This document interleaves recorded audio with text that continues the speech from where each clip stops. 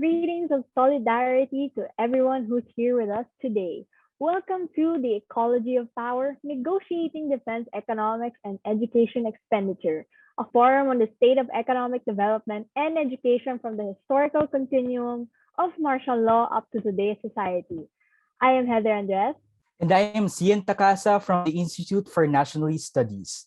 This year, we are commemorating the 49th anniversary of the Declaration of Martial Law, a period of a massive economic mismanagement that was then carried out to subsequent presidencies, as can also be seen in our worsening economic conditions amid the COVID-19 pandemic, marked by Duterte administration's militaristic and inept response to the socio-economic crisis.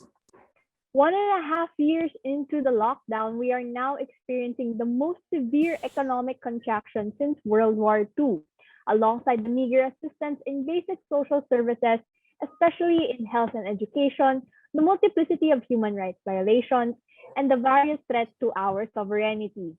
Today, we have speakers who will discuss the interrelation of economic priorities and the education sector in particular, especially as we forward a nationalist consciousness for the defense of our rights. But before we introduce our first speaker, here are a few reminders to ensure a smooth conduct of the event. Please keep your camera and microphone closed at all times unless you are requested to do so by the speakers, the host, and any of the production team. Please do not record in video or any audio any part of the event to respect the speakers and other participants in their privacy. Please also do not take screenshots of any segments of the event. There will be an open forum after the speakers have presented. You may reserve your questions until then, or you may send your questions and comment in the chat box. Thank you so much, Ian. And to formally begin, let me introduce our first speaker for this forum.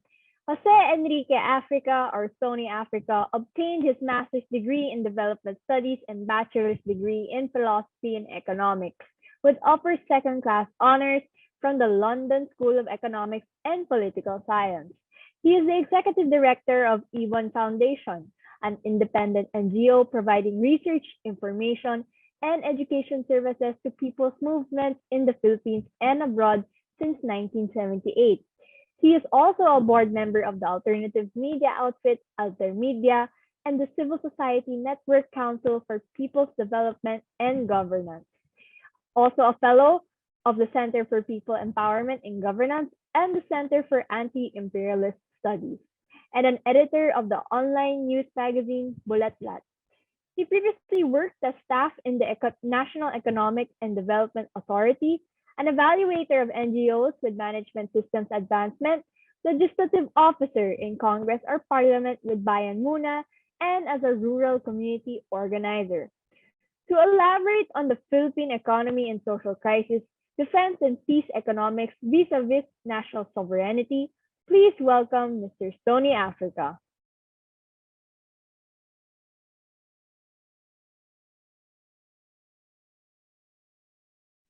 Magandang hapon. Okay ba? Sorry. May iba akong...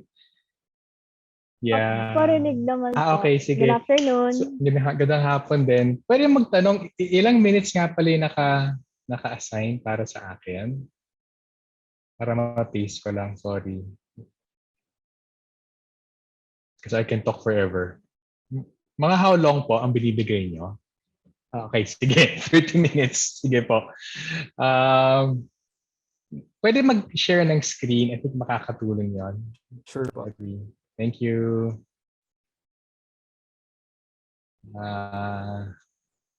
Teka. Share. Sige lang.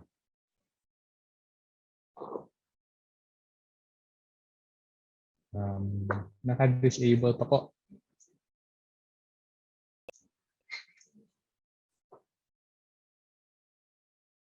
Ayun, okay. Sige. Magandang hapon. I'm assuming may nakakita naman, no? Yes po. Sige po. Okay, 30 minutes. Ang sana tama yung pagkaunawa ko dun sa invitation, dapat wala nag-clarify ako. Pero as I understand it, yung gusto sanang input ay regarding dun sa 2022 budget trajectory. And of course, yung I think very clear and very sharp conclusion ng body na hindi to budget for peace and development. So in 30 minutes, medyo mahaba but I won't go into the details naman. So pakitake na lang yung mga naka-flash na numbers and charts and everything. Tapos parang yung aming little proof na may basis naman yung aming mga conclusions. So I'll basically talk you everyone through naman the presentation without going into too much detail but stressing yung pinakamahalagang points. So I think yung pinakamahalaga naman na message is yung 2022 budget. Well, sobrang laki sana yung possibilities na gamitin yung budget to develop the country, to bring peace to the country. Pero without a doubt, yung proposed budget, like actually past budgets ng administration na to and even previous administrations, ito ay mga budget for unpeace, may word ba na ganon, na pinapalala lang yung ating social economic crisis. Categorically, hindi yan defend yung national sovereignty and also categorically, budget to para igera yung mamamayan in the guise of counterinsurgency. Gusto ko mag-start with ewan ko may mga familiar na sa inyo, meron kasing tinatawag na Global Peace Index. Medyo masaklawang coverage na to, 163 countries covering, well, virtually the world's population. 99.7%, pero that's virtually the world's population na. Naisip ko maganda mag-start with the Global Peace Index. Una, para makita, in terms of yung level of unpeace sa mundo, nasa bottom fifth tayo globally. Pero I think yung maganda dito sa Global Peace Index na to, bagamat marami sa indicators ay about ongoing domestic and international conflicts, and marami din for militarization, especially military spending, more than other indices, marami dito ay about mas social indicators in terms of civil unrest, protest, displacement. At I think yung isang pinakamaganda about yung mga nagbubuo ng index na to, nauunawaan nila what drives war, what drives conflict, what creates the conditions sana, the positive conditions for peace. May stress siya dun sa poor economic conditions. Yung guiding framework sa pagbubuo ng peace index na to ay mula dun sa reality, yung which we all know naman, yung poor economic conditions lead to civil unrest, even to civil war, as in the case of the Philippines. Kaya I think maganda mag-start dito kasi kung makita natin where the Philippines is globally, bottom fifth in terms of the lack of peace and development, mas masasapol din now. So what kind of budget ba yung gusto natin? Kailangan budget na ina-address yung most urgent needs for COVID response tsaka economic recovery. So of course, magandang mag-umpisa. So what would be a budget for peace? May 5 trillion pesos tayo. Significant yan. Marami magagawa with 5 trillion pesos. Yung 5 trillion pesos, pwede naman siya gamitin bilang budget for development, which would also be a budget for peace. Kasi nga, nire-resolve yung roots of unrest and conflict. Sa current conditions natin ngayon sa Pilipinas, clearly, yung budget for development, which will lead to peace, dapat pinaprioritize ano yung pinaka-urgent na challenges natin ngayon.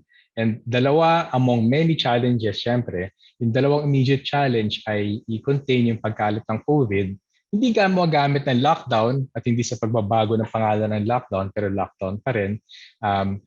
Priority syempre yung pag-contain ng COVID gamit yung, I'm sure familiar na tayo, yung mga public health measures ng testing, tracing, selective quarantines at isolation. But of course, nakita na po na yung problema sa health system, yung pagpapalakas ng public healthcare system natin. Sobrang simple lang yan. More public hospitals, clinics, health workers, doctors, medicines, even epidemiological disease surveillance systems. Pero habang isang, of course, clear priority yung pag-strengthen ng public health response, priority din syempre yung pag-address economic crisis. So dapat pina-prioritize sana ng budget yung emergency assistance, ayuda para sa mga vulnerableng pamilya, which is the overwhelming majority ng populasyon, but also support dun sa mga small business natin.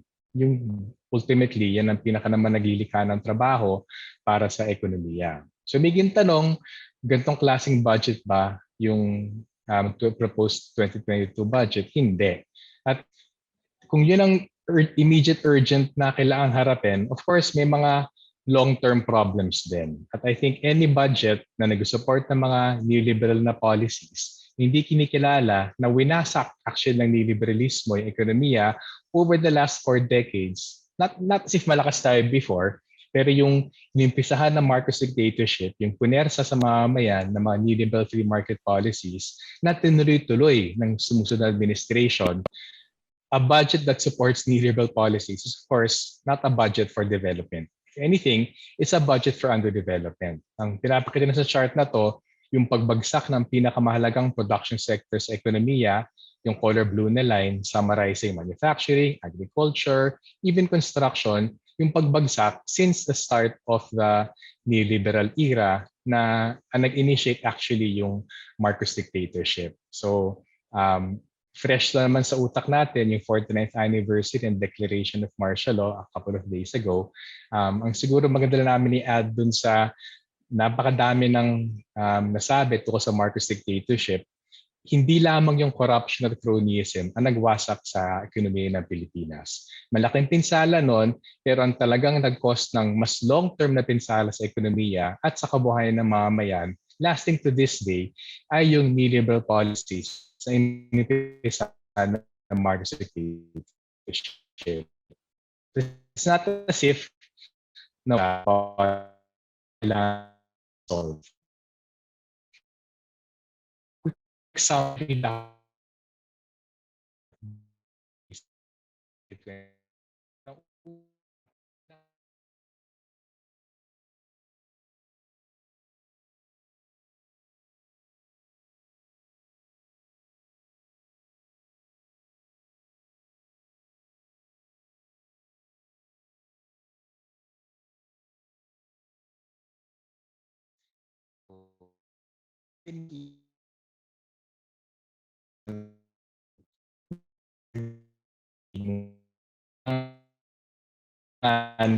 malaki ang paglaktaw from low levels of current spending para punuan yung pagwasak ng ekonomiya.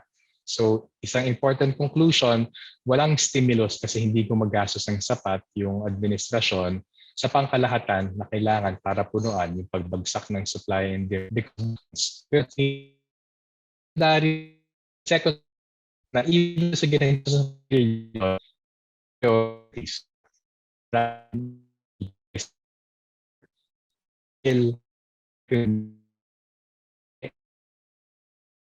dahil malaki opportunities for kickback options sa infrastructure. Ikalawa, may suspicious na paglobo din dun sa presidential slush fund, yung sabihin niyang pork barrel, of again, para sa ekonomiya ba yan, para sa peace, hindi, para sa administrasyon yan, para sa bulsa ng presidente at kanyang mga cronies.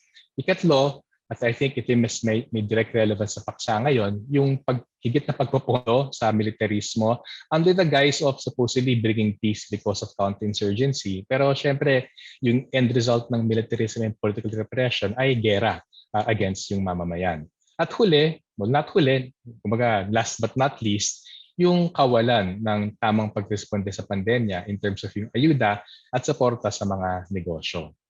Ito, quick summary lang para ma-gain yung point na ano man ang madinig natin na nag-stimulus package daw pamahalaan, hindi yun totoo.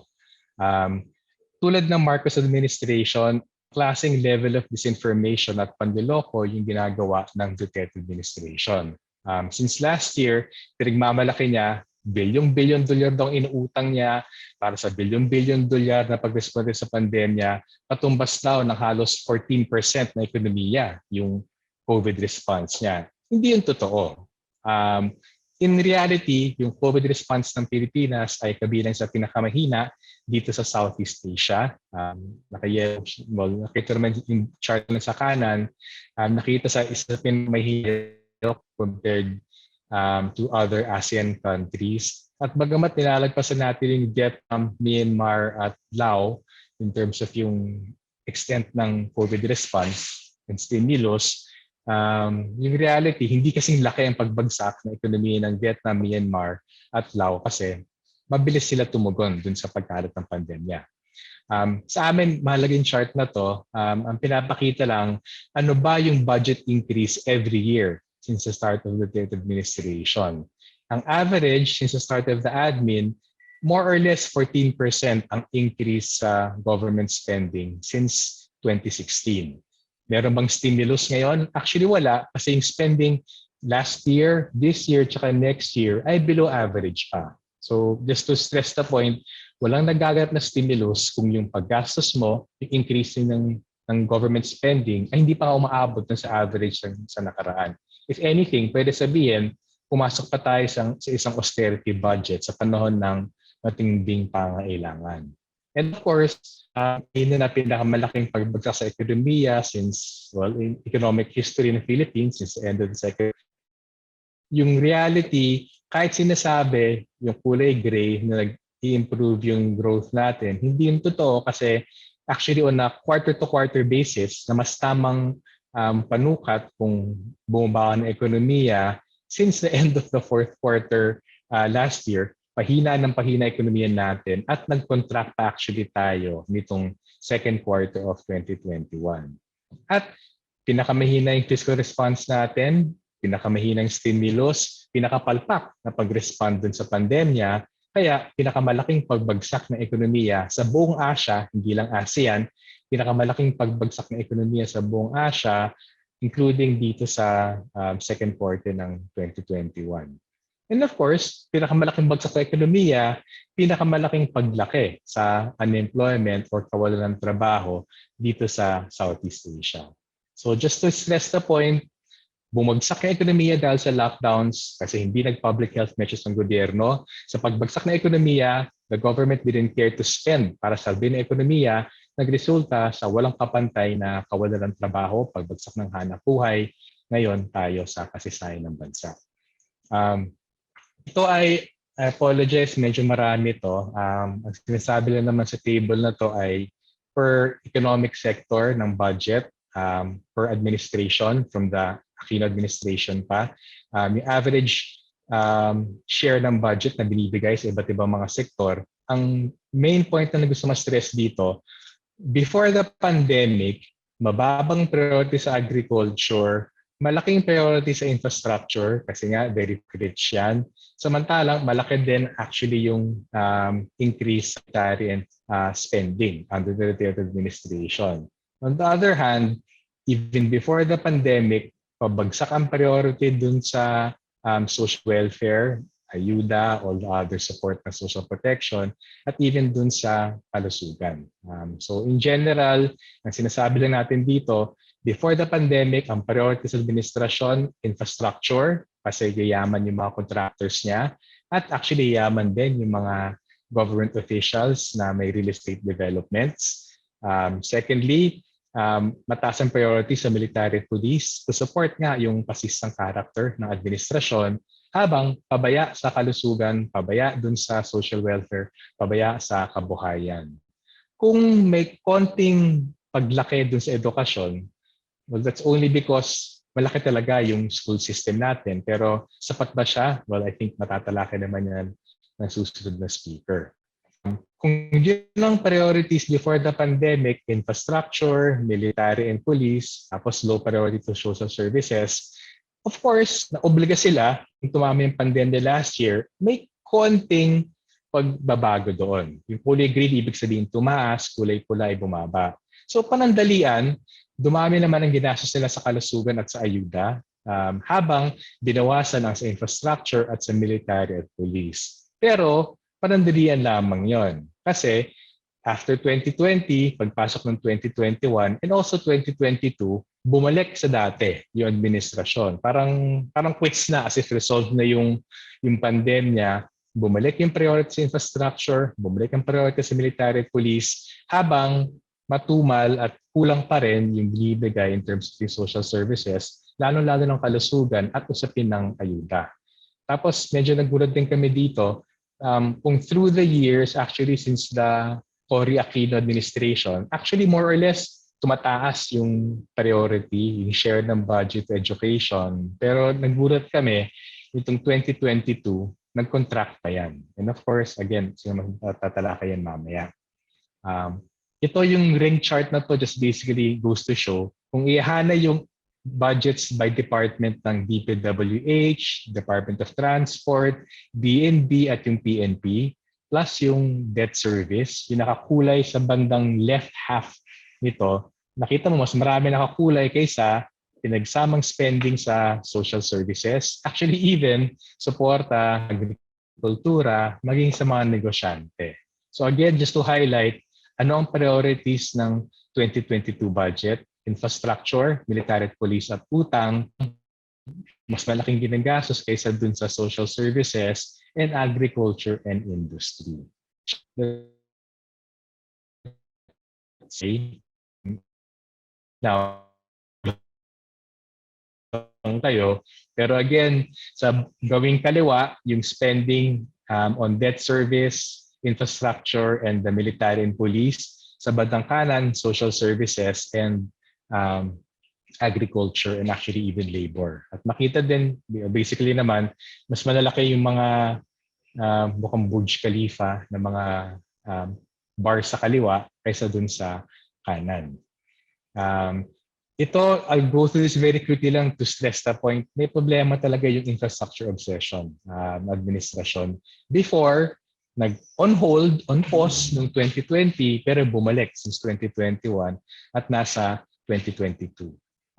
Anong base natin kung bakit ang laki ng DID sa infrastructure? Well, basically, pork-friendly talaga siya at malaki na ditulong sa mga negosyante. Both yung mga dayong negosyante na kinakailangan yung infrastructure para sa kanilang mga global supply chains, pero also para sa mga lokal na negosyante na kung ikaw ay real estate developer, kung biglang gumastos yung gobyerno, wala kang ginagastos. Kung gumastos yung gobyerno para sa kalsada or riles or tulay, malapit sa iyong commercial property or residential property, wala kang ginawa, wala kang nila sa pero yung halaga ng iyong commercial property, real estate development, residential property, lalaki siya at least 3 to 4 times, possibly as much as 13 to 15 times. So para sa amin, hindi nakakagulat kung nabalitaan niyo last week yata, yung paglaki ng yaman ng richest kids. Yung mapapansin kayo doon, yung tatlong Pilipino na may pinakamalaking paglobo ng yaman since the start ng Duterte admin and since the pandemic ay yung mga crony ng Duterte na nakapwesto sa Senado, sa Kongreso at alyado ng kanyang supermajority. Basically, that's Villar and the Nationalista Party, si Razon, the National Unity Party, at si Ramon Ang, yung Nationalist People's Coalition. So no surprises there. And also, para makita din na mas yung interest nila ang pinanghahawakan ng infrastructure programs, hindi ng urgency ng sitwasyon. Habang may 1.2 trillion pesos for infrastructure, 1% lang barely ang nabibigay sa hospitals and health centers. Ito ay added breakdown na per department. Siguro para ma-stress lang na yung kalokohan ng infrastructure. Apart from yung transport projects, makikinabang ang foreign corporations at domestic real estate oligarchs natin, may mga kalokohan spending din talaga. So nagtataka talaga kami na sa gitna ng pinakamatinding pandemya, na sinasabi walang pera para sa ayuda, walang pera para sa mass testing, mas maayos sa contact tracing.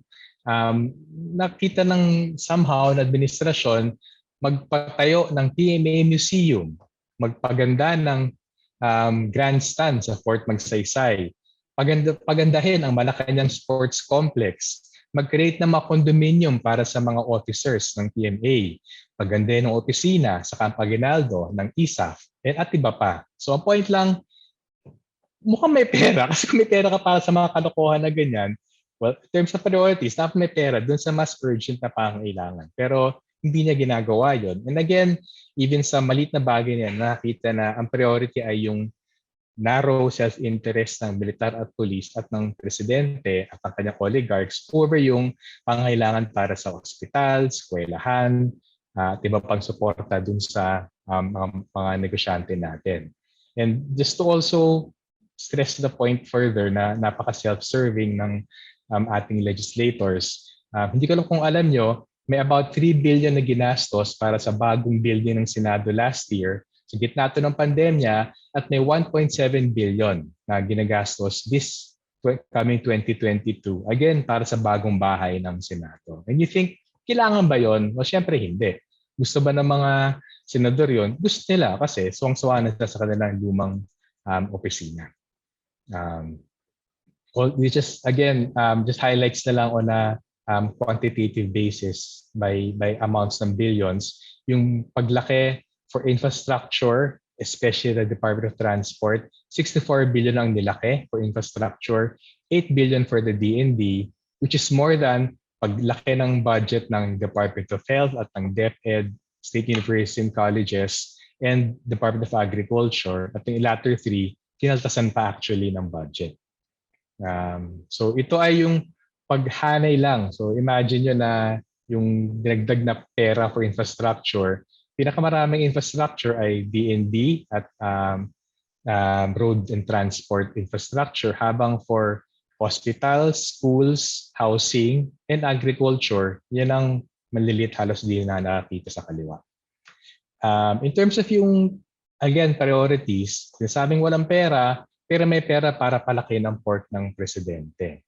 So I'm sure well covered naman to, yung paglaki ng budget ng Office of the President from nung Noynoy time, 2.8 billion, ngayon, lumalagpas na ng 8 billion.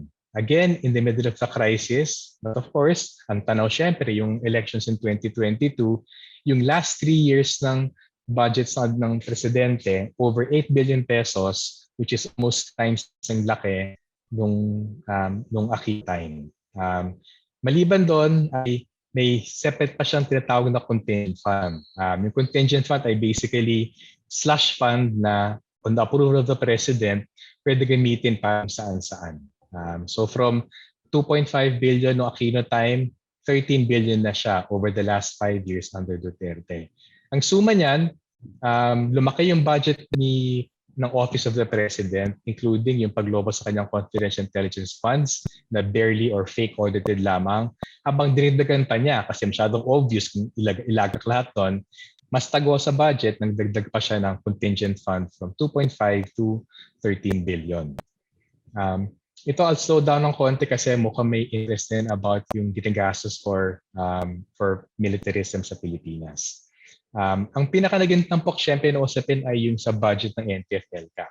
Of course, wala naman siya before 2018-2019 na nag-EO number 70. So syempre andun yung paglobo ng budget for NTF-ELCAC.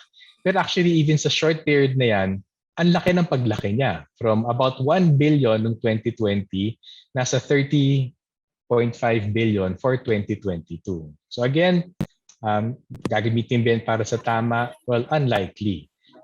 Kakibat din actually ay yung paglaki din sa confidential intelligence funds from less than 1 billion pesos noong 2016, lumagpas ng 9 billion this year, halos 8.6 billion for 2022. So, ang pinakita sa charts na naman dyan ay yung paglaki sa bottom na budget NTF-ELCAC, sa gitna, paglaki ng confidential intelligence funds, sa pinakataas, yung paglaki ng budget both for the DND tsaka sa PNP. And of course, the raises yung tanong, yung ganyang paglaki ng budget ba for NTF-ELCAC, for confidential intelligence funds, even for the DND and the PNP, ito ba yung kailangan para i-address yung urgent priorities ng pandemya?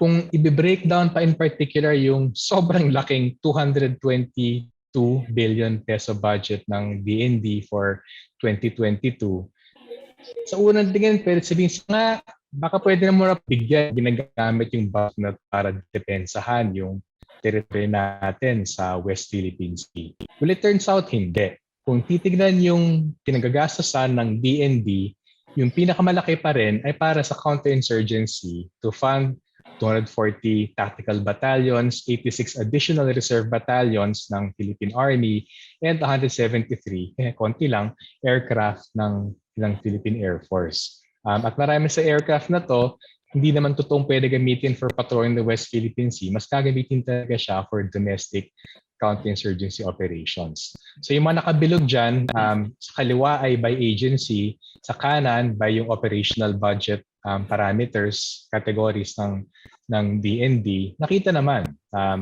by service unit ng military, 103 billion for the Philippine Army, 32 billion for the Air Force, mainly in support of domestic counterinsurgency, versus 33 billion lamang for the Philippine Navy. So ano sinasabi niyan?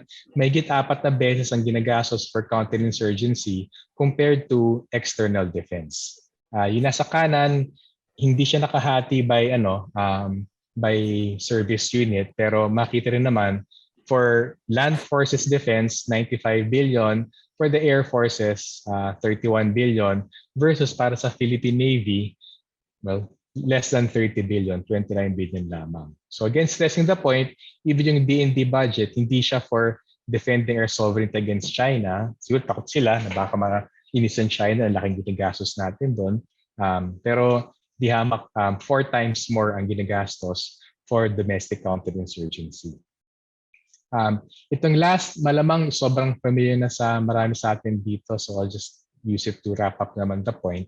In terms of yung pandemic response, well, yan naman ang pinaka-urgent na kinakarap na problema natin ngayon. Hindi makakabukas ang ekonomiya, natatakot lumabas ang mga tao, may hirapan magnegosyo kung hindi gumagastos yung mga tao at wala silang pambili na ano mang kailangan nila bilhin para sa kanilang pangangailangan. So step 1 talaga ay dapat i-contain yung pandemic. At isa't kalahating to na sinasabi, ang kailangan budget for testing, tracing, quarantine, health facilities, plus of course, sa gitna ng hindi na-resolve yung pandemya, ayuda sa mga ordinaryong Pilipino, pamilya at mga negosyante.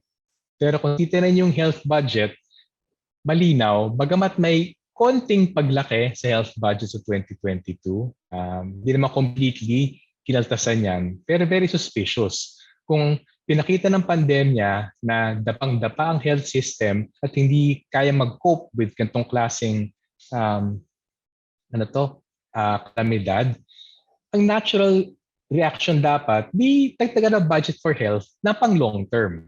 Pero lumilitaw, yung budget for 2022, panandalian lamang. At guaranteed, pagdating ng 2023, 100% bababa yung budget na yan. Anong indication natin dyan? Anong idea ng pagpapalakas ng health system na long term? Siyempre, una, napakita kanina, paramihin mo yung mga klinika, mga ospital. Bili ka ng facilities para dyan. Secondly, mag-hire ka ng permanent staff para dyan. Pero very suspicious. Nakita kanina, hindi nagdadagdag actually ng substantial amounts of clinics and hospitals and health infrastructure. So kung wala kang facilities, actually wala rin tao. Yung bilang ng mga permanent items sa Department of Health, hindi nagbago. 66,567 pa rin. Yung unfilled positions, yung sabihin potentially may item na sana dyan, hindi actually babaguhin. Manatiling bakante, 14,294 na unfilled positions. At actually, because nga hindi dinadagdagan yung mga filled positions, hindi ginagamit ang unfilled positions, it's turning out for 2022, nababawasan pa ang deployment ng nurses from about 15 plus thousand noong 2020, 14,671 na lang. Sorry, from almost 20,000 in 2020, less than 15,000 na lang i-deploy sa 2022. And of course, very obvious din, yung budget cuts para sa mga big government hospitals. PCMC halos 1 billion ang tinanggal sa budget. Lung Center 100 million, Health Center 29 million, NKTI Kidney ay binawasan ng 9 million. At hindi lang yon, even other regular programs, hindi ko na isisahin, basta nakapula, kinaltasan ng budget na yan. So oo, parang may 22.6 billion increase sa DOH, pero marami dito ay for current spending lamang for 2022. Hindi niya pinapalawak at yung mga physical assets at yung manpower, woman power, health worker power ng health system. Yung ayuda, alam naman natin lahat, bumagsak na siya. Yung chart sa kanan, yung ayuda budget since 2019, counting hindi lamang yung underbayanihan, yung kulay blue, pero pati yung regular programs ng gobyerno, bumagsak talaga siya from yung peak ng 2020. May bahagyang pagtaas compared to 2021, a few billion pesos. Pero of course, after 18 months ng crisis, 18 months na walang trabaho, yung pagtaas na yan ay of course kulang na kulang pa rin. Ito just putting in table form yung zero budget na for the mga COVID-19 ayuda habang konti lamang ang dagdag sa mga emergency assistance programs. I think more or less 3 billion pesos lang ang tinaas na budget sa regular assistance programs. For MSMEs, of course, hirap maghanap buhay kung wala namang mapapasukan. Ang pinapakita na sa chart na to, given na may halos 1,000,000 MSMEs, actually nabawasan siya ng over 100,000 because of the lockdowns. Given almost 10 million na nagtatrabaho sa agrikultura, yung ina-assign na allot na support sa kanila ay actually nothing talaga. So halimbawa lang dyan, kung for MSMEs, ang bibigay lamang ay essentially less than 5 billion, 4.9 billion ang bibigay. Yung dalawang major programs ng DTI, i-contrast natin dyan, less than 5 billion for MSMEs, samantalang magbibigay ng 6.2 billion dun sa mga maarting facilities ng yung TICAS program ng military and police. May 1.7 billion para sa Senado lamang sa kanilang bagong bahay.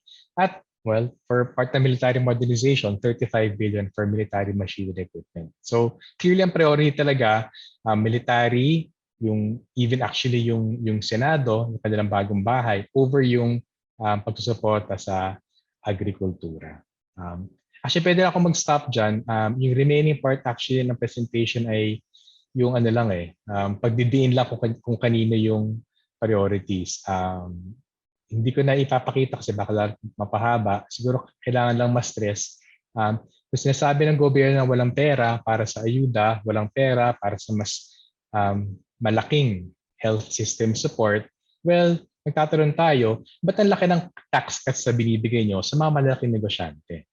So nagpapasa siya ng mga batas na essentially binabawasan ng revenues ng gobyerno para palakihin yung profits, yung tubo ng mga malalaking negosyante. Ito yung CREATE law at yung FIST law na bilyon-bilyong piso ang binibigay na tax cuts. For the next 2 years, may about 380, almost 400 billion pesos ang binibigay mainly sa mga malalaking negosyante.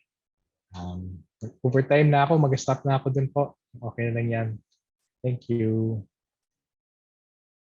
Dear Sonny, Africa, we must question how the national government proposes to spend 1 trillion pesos in infrastructure and development projects, but yet 4%, only 4% for social protection and aid. Ayan, and maraming salamat po muli, Sir Sonny, for that insightful discussion. Talaga na yun nga, kahit tinataas talaga yung budget para sa healthcare, hindi naman talaga siya nag-reflect na yun sa ating mga systems na yun pa rin sa healthcare na dumadarami at hindi pa rin talaga kinakaya yung mga COVID cases na dumadarami at like basically are still increasing in numbers up until this very day. So once again, we must vow to push for aid for all, employment and agricultural productivity subsidies to be included in the 2022 budget basically. Thank you so much, Heather. Now let us proceed. Our second speaker for this forum is Assistant Professor